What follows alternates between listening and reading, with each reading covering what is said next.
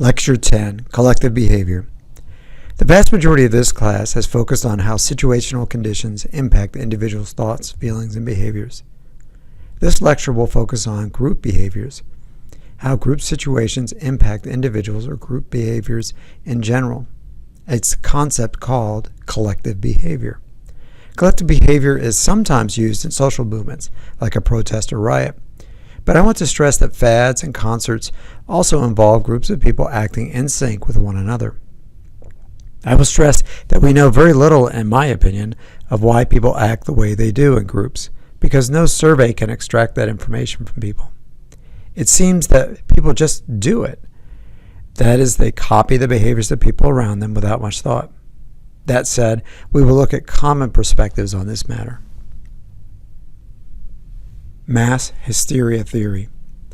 I will never forget a great professor I had in one of my Gen Ed history courses when I was an undergrad.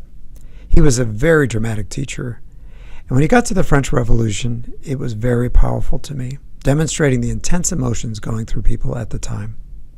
It was not till much later that I learned of Gustave Le Bon's mass hysteria theory, that people lose their ability to think rationally in crowds, which makes them susceptible to being channeled in any direction, good or bad. In the case of the French Revolution or the Rwandan genocide about 100 years later, it meant thousands of people being exterminated at the hands of crowds. Many people question this theory because talking to people in crowds during events does not show that everyone has gone mad. People are quite rational. We will bring in theories about this later, but right now I want you to consider a couple of things. First, you can have an emotion and not fully be aware that it is influencing you. There's also this idea of front stage and backstage. You may not admit to the emotions that you're having. One popular book from Antonio Damasio called The Feeling of What Happens relies on the study of brains to show that feelings are actually the drivers of many of our day-to-day decisions. Thoughts come afterwards to help us process those decisions. Gustave Le Bon did not have access to modern medicine, but he may have been on to something. Circular reaction. Do you remember Herbert Blumer? He is another well-known symbolic interactionist, and one of his many ideas relates to collective behavior. He observed that some of the behavior in groups can be attributed to communication issues. He argued that when people enter groups of strangers, they look around for some direction. At first, people are just milling about, just like cattle. After some time, they begin to wonder what they're supposed to do. Think about being in the center of 10,000 people trying to figure out what is going on. There is no syllabus for a march or protest. Trust me, growing up in the suburbs of Washington, D.C., I've been to many protests and marches, and I have experienced this many times. After some time, people look around for direction and use others' actions as a way to interpret what they're supposed to do. Of course, those people may not know any more than you do, but any direction is better than no direction from this perspective. This creates more and more emotions or becomes circular as people look for direction and become more anxious when they find none. This emotion, like Le Bon's theory, can turn into any direction. One final point. Blumer also posited that there are two general types of crowds which impact interactions within them. Expressive crowds come together to share emotions, such as applause during a performance. Acting crowds are those that come together for a purpose to achieve a goal, such as a barn raising or some other community service. This distinction is important to contextualize why people act differently in some groups compared to others. Le Bon tended to view crowds as emotional beings without much order, but Blumer argued that crowds are somewhat rational until conditions create emotional states. This emotional state comes from a lack of communication, which induces fear and anxiety. There are any number of ways to channel that stress and anxiety. While riots may ensue, we know from a lot of research that riots are the exception, not the rule. We rarely hear about the boring protests and marches which do not produce violence in any way. New social movements, emergent norm theory. Not every group gets together for a revolution. New social movements are ways that people try to change society in more specific ways. They might want to reform gun laws or legalize marijuana, but they really don't care much about other issues like abortion or civil rights. Hence, behaviors in these groups are dependent on the movement's goals. Ralph Turner and Louis Killian take this logic a step further by saying that different people show up to a movement for different reasons, and their behaviors also vary as a result. The leader of a movement is going to act differently than a follower. Turner and Killian say that there are at least 4 types of people who show up to a collective event. Ego-involved participants are typically leaders. They may be paid depending on the size and the scope of the movement. They are most likely more emotionally invested in the movement than followers. They're likely to drive the behaviors of the followers as well. They are the ones that speak on the microphones and give press releases. There are also concerned participants. They care about the movement, but they are typically volunteers, and they won't necessarily direct other people's behaviors. They may take direction from leaders to guide others, but they also won't necessarily do anything for the movement. Other concerns like family or worries over being arrested, for instance, may stop them from engaging in some behaviors. 2 other types of people show up to a movement: insecure participants and curiosity seekers. The first type may care somewhat about the movement, but don't have a lot invested in it. They help to fill the crowds, but they won't likely gauge in any behavior that will cost them in any way. On the other hand, given circular reaction, they might under some conditions. I've been a curiosity seeker at a lot of protests. People like me just want to know what's going on. It can also be other types of events.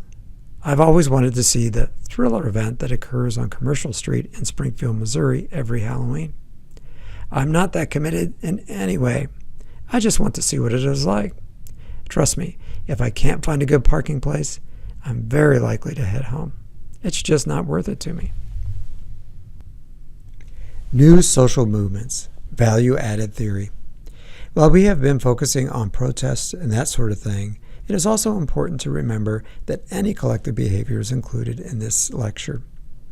Value-added theory adds to our understanding of collective behavior by analyzing how behaviors are impacted by the type of event. Revolutions, protests, and riots are only 3 types of collective behaviors. The other types include panics, crazes, and social movements. I will admit most of our time has focused on the first set of behaviors, but we should not ignore the other ones. Let's go over a few of them. Panics.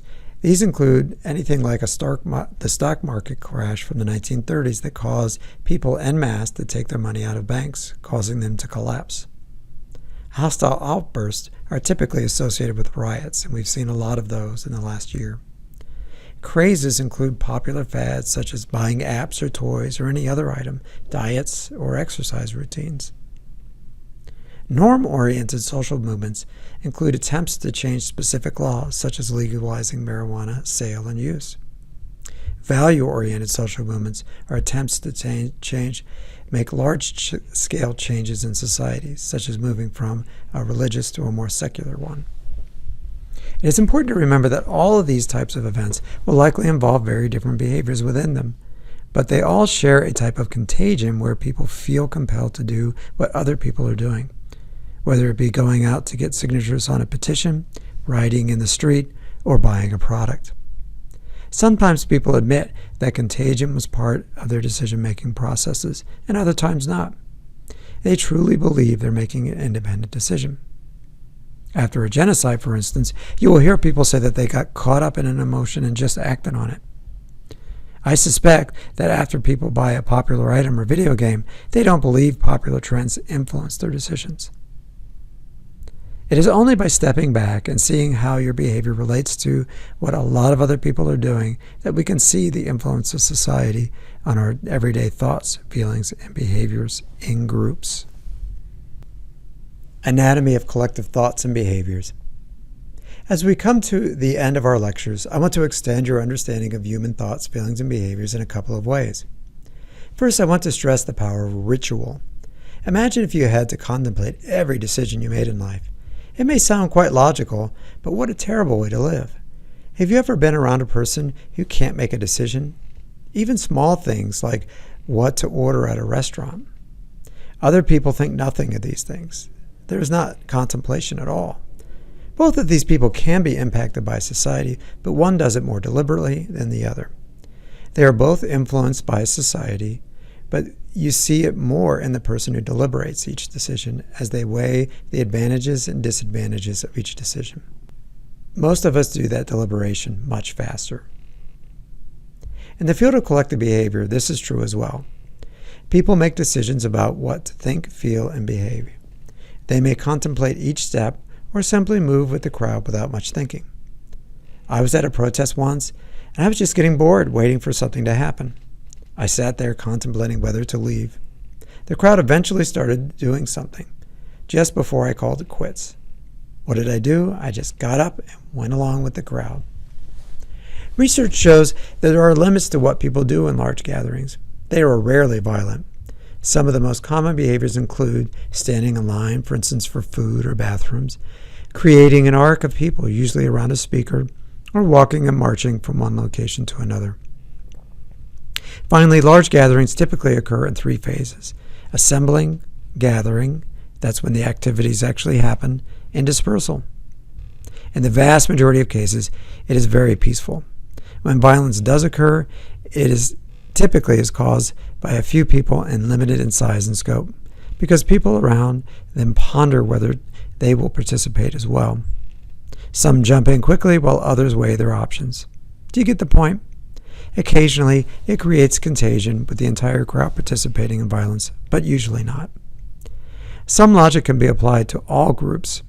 The same logic can be applied to all crowds gathered for any other event, like sporting events, church services, political rallies, and other such events. That is why studying collective behavior is not social movements.